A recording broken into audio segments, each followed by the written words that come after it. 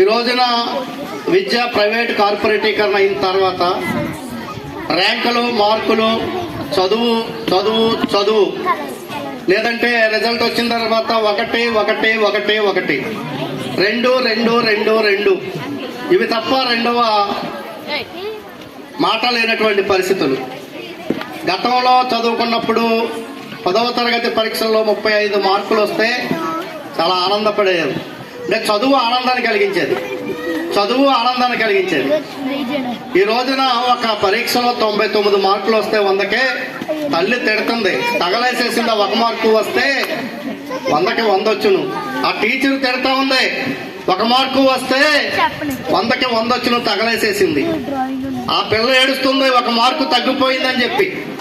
అంటే 30 మార్కులు వస్తే ఆనందపడే చదువుని, ఆనందించినటువంటి చదువుని ఈ రోజున విద్య ప్రైవేటీకరణ, కార్పొరేటీకరణ అయిన తర్వాత 100కే 99 మార్కులు వచ్చినా ఆనందం లేనటువంటి పరిస్థితి ఉంది.